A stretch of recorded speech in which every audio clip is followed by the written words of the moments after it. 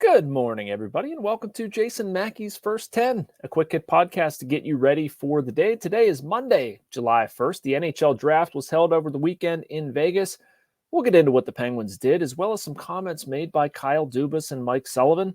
The Pirates also avoided a sweep in Atlanta. We'll discuss plenty of that, but the number one topic today is what we can expect out of the Penguins with free agency starting in a matter of hours. Before we do that, though, I want to remind you that we're sponsored by the North Shore Tavern. You don't have to be a baseball fan to love it there. The interior is wall-to-wall Pirates. There are appetizers, entrees, cocktails, and, of course, steak and seafood on a sizzling lava stone. Open every day. The North Shore Tavern across from PNC Park is Pittsburgh's home for steak on a stone. And a special today, have a bit of an announcement. I've been really excited for this to come out. You will notice this halfway through the podcast, but we'd like to welcome Bradenton Area Convention and Visitors Bureau. One of my favorite groups of people in my absolute favorite area in the world. Bradenton, Anna Maria Island, from Pirate Spring Training. I'm always down there and talking about it and on the move. And I'm very happy to share stories and reflections and all that stuff, which we will be doing. We'll also see a promotional video halfway through. So anyway, hope you enjoy that. Thank you guys for the support down there. Really, really excited to further that relationship. So, okay, Penguin stuff. Let's get into that a little bit. Unfortunately, it's not going to be a big swinging kind of day for Kyle Dubas. You'd like him to hit a few home runs, maybe a double in the gap, something like that. But I'm pretty sure he's going to be concentrating on singles, just making contact, that sort of thing. It's just reality with where the Penguins are. You saw them add Kevin Hayes over the weekend. I don't hate the deal.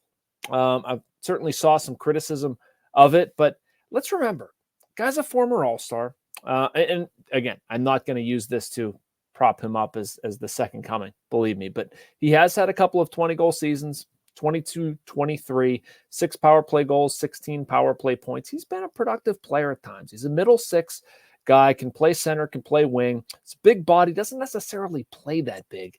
I don't love that, but they need to find a role for him. At the same time, that's not necessarily why they made the trade. More attractive, clearly, is a 2025 second-round pick. Kyle Dubas has a difficult thing on his hands, right? I wrote about this in my column at post-gazette.com. I should get our website right. It's a tricky needle he's trying to thread, and I do think that Dubas sort of changed directions after operating one way, giving up a lot, realizing it didn't change a whole lot, and then not wanting to give up more. I am, again, as we focus on free agency, though, how's that going to manifest at noon today? Is Dubas really going to sit all of it out? Is he really not going to make substantive changes to the team? You know why? You know what I think about when I think about Dubas and why he was brought in here? I mean, he was brought in here to do both things, certainly. But one of those is the presence. And I don't know how, based on last year, looking at where the Penguins fell short, they can simply sit on their hands and think things are going to change. And they need them to change. They owe that to Sidney Crosby, Evgeni Malkin, Kris Letang. You can sit here and say that these guys are old, stale. They shouldn't have kept the core together.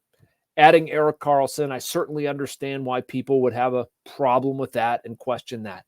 At the same time, we're here. And I do give Sidney Crosby the benefit of the doubt. Malkin, Letang, same thing. Like, those guys have done so much for hockey in this city. They want to make another run at it. I get it.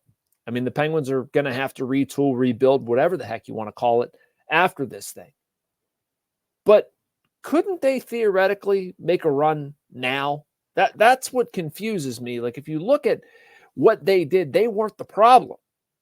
The problem was everything else. Now, I understand there's too many no movement clauses and whatever, and Kyle Dubas doesn't have a great amount of flexibility. Certainly understand that. The reports coming out of the draft, they couldn't get anything for Tristan Jarry, couldn't get anything for Riley Smith. I don't know. Maybe they can at some point. We don't know what their ask was. Maybe their ask was crazy. So anyway, I think there are moves that Kyle Dubas can make. I think there's some short-term things. And I mean, it honestly reminds me a little bit about Ben Cherington and what he said. One of the things that the Pirates could sell people on is opportunity. And that's what the Penguins can do. They can sell prospective players on opportunity, on power play minutes, on playing with Sidney Crosby and playing in the top 9. having a chance to resuscitate your career or up your stock and go back at free agency the next season. And finding the appropriate players to do that should give the Penguins another kick at the can, because that's what this should be. It should be both. It's not an easy thing. Kyle Dubas is being compensated very nicely for doing this. And the Penguins, they should not be felt that bad for it. I don't think that's the right way to say it. They shouldn't get a ton of sympathy. I mean, they have plenty of pieces and good things in place too. But it's all about getting them in the proper direction. So we're going to take a short break. You're going to hear from our wonderful people at Bradenton, and then I'll be back on the other side to talk a little Pirates. Embrace the laid-back charm of island life while sinking your toes in the sand and discovering real, authentic Florida in the Bradenton area. Unspoiled beauty and pristine beaches, a vibrant waterfront downtown energized by local arts and culture, fresh Floridian cuisine with a flourish of rich history, and friendly locals ready to welcome you to this preserved paradise on Florida's Gulf Coast. Plan your visit today at BradentonGulfIslands.com. All right, so hope you enjoyed that. You'll be seeing more of it. We'll be talking more about it, but right now I want to talk some Pirates. It's a good thing they got a win Sunday in Atlanta. Don't think you wanted to look at that series having been swept. And I also like the way they did it with 2 thunderous home runs. Different stories right now with Rowdy Tellez, with what he did in June, Oneil Cruz, what he's done lately. Similar home runs, both 2-run homers. In a 4-run inning, and that's really all the offense the Pirates needed. I want to stop for a second and talk about Rowdy Tellez, and poor Noah Hiles caught some heat for this on Twitter, and he didn't deserve it. All he was trying to say was that the Pirates did a good job backing Rowdy Tellez, and he's exactly right. They did, and Rowdy dug his way out of it, and I give him a lot of credit. 21 June games, hit .333 with a .925 OPS. Only one better, Brian Reynolds. 5 doubles, 3 homers, 14 ribs, 8 runs scored. Was absolutely outstanding. And frankly, it's changed the calculus at first base. I don't know if that's as big of an ad. Oneil Cruz is an interesting case for me. I don't know how to feel about it. It's been boom or bust for him. I tweeted something to this effect, and he followed with that home run and a single. So I don't know. Maybe he just wanted to prove something. But over his past 10, Oneil hitting 167, 6 for 36. Half of those hits are homers. And I don't know how many feet total, but it seems like each one of them has been about 450. The strikeout rate is way too high, a third of his plate appearances. Need a little bit more consistency. Need more in the bat the ball department. The Pirates have too many guys who are not producing offensively. You know this. I know. It's a transition to my next point. And they need Oneil to be a little bit more consistent. What do you do with some of the other guys? We're now in the second half of the season, technically. How long are they going to ride this out with Jack Suwinski? I don't have a magic answer for you. I get asked that a lot. How long are they going to ride this out with Michael A. Taylor? I think we saw today why I don't think Michael A. Taylor should or will go anywhere unless somebody wants him in a trade. Maybe Minnesota thinks that they can fix some of the offensive issues that he's run into in Pittsburgh, but the defense is there, and it helps. I mean, that was an absolutely huge catch. Also, a really strong catch from Jack Suwinski in the 3rd inning. But Michael A. Taylor showed that he can go get it. We knew that. It's just the offense has not been anywhere near good enough. And so that creates a bit of a problem. It's why when they do add, hopefully they do add, I want them to get an outfield bat. I think it's extremely important. I also don't know how to feel about the catching situation, which was a story before today's game. Joey Bart was recalled. Jason DeLay was sent down, and Yasmani Grandal remains. Can't say I totally understand it. 35 WRC plus.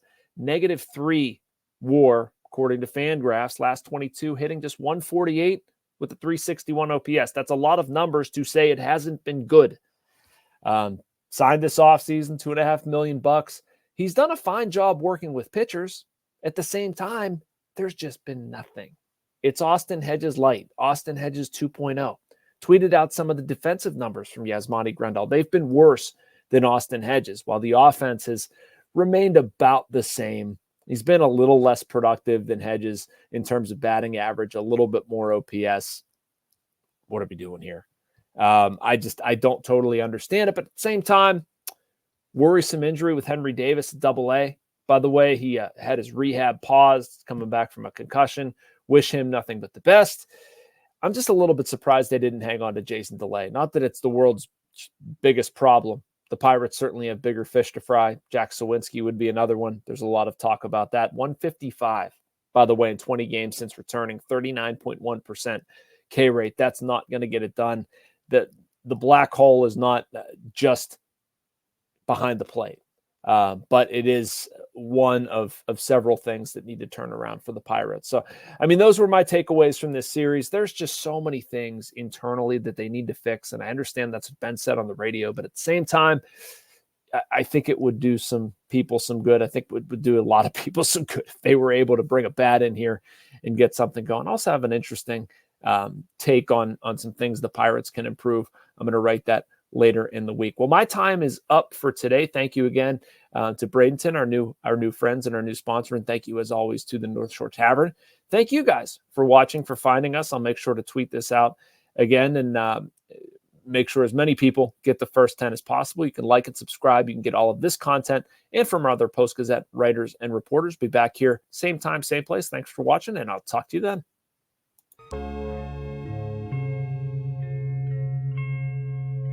Thank you for checking out this content from Post-Gazette Sports. If you watch this video on YouTube, please like the video and subscribe to our channel. For all of the sports coverage the Post-Gazette has to offer, visit post-gazette.com.